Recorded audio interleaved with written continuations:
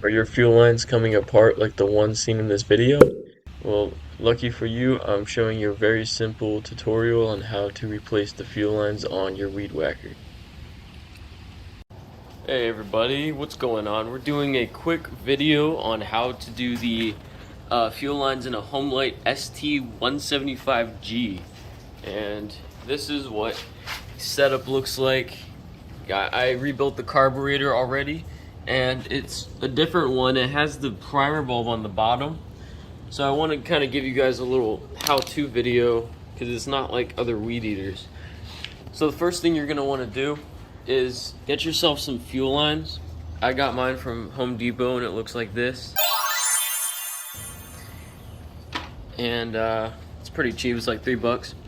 And then what we're going to do here I'm going to show you that this one right here that's connected to the same portion as the primer bulb is the return line. And then this one is the line that you put the filter on. So this one, we're gonna cut the tip to the side, shove it in that hole, cut it right, and just hook it up straight to this, because you don't need a filter on that one. So let's go ahead and do that one first. It's the bigger fuel line in the pack that you get from Home Depot. And we're just gonna cut the side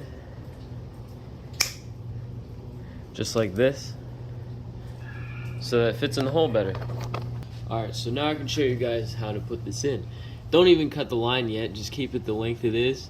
And then we're just gonna, the left one, so that it goes straight in, we're just gonna kind of put this in there. And you might need the help from the pliers to do that. That's why I like getting the pliers with the cutters on them, so that you can do 2-in-1. If you have a little trouble, you can put some multi-purpose grease right there, or like WD-40, anything like that on to lubricate the surface. I would use this, my multi-purpose blaster grease. You can get that from Home Depot as well. And now that we have this in a little bit of ways, it doesn't have to be in that much. I'd say about an inch to like a half an inch from the inside. And let me see, just let it doesn't have to touch the bottom or anything, because it's just putting fuel back into the tank that's residual. So that's good like that. Now for this one, we're gonna cut it to length. So all you gotta do, let me get you a little closer. All you gotta do is cut it to where it's a little bit past that brass looking connector piece, so that it has a little bit of room to move around. And just snap that. Try to do an even cut so that it can go straight on. Just like that, it's going straight up for me. You can do the same thing on other weed eaters too. It's pretty much the same thing. And another set that I got, because I also needed the primer bulb for this one when I rebuilt it, there's a fuel filter in this Ryobi set that's also from Home Depot. We're gonna use this fuel filter. This is essentially just like really thin holes, and it's a complete filter that just filters the fuel. I'll show you what it looks like when you blow air through it in the tank. Yeah, this does a pretty good job. Anyways, this also we can probably go off the same line here because they're the same holes. So first thing we're gonna do is chop the one side. I'm gonna chop the side that I cut so that we can cut it later, like this. Give it a little bit of a narrow end, and then we can shove that in the other hole. Alright, it's going in. We're gonna push it in a good ways, and I'll show you what I'm gonna do next.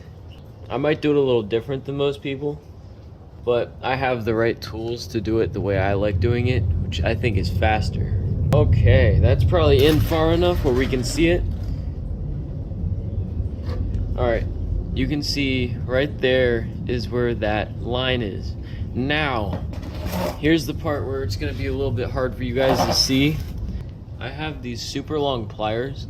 I call these the monster pliers because they're super long and they fit inside of here. What we're gonna do here is find our fuel line and we're gonna grab it and pull it through.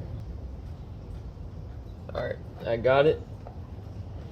Now we can try and wiggle this guy through. Come on. Make sure you don't pull the other end out through that side because you pretty much ruined it if you did that. You want to grab it and don't let go. I just made that mistake. So once you have this end and it's kind of right here,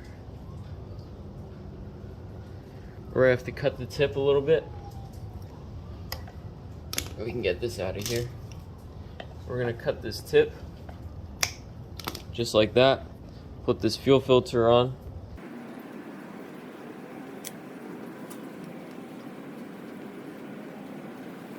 Alright, see the fuel filter is on with the line on the whole way. Now we can let that go back in. This was a really close one. So we're gonna pull this back. We're gonna pull that back until it connects into here, and we'll see what it looks like down below. Alright, that's connected into there with a little bit of leeway. And you can see that the line is on the ground still, so that's perfect. That's perfect, guys.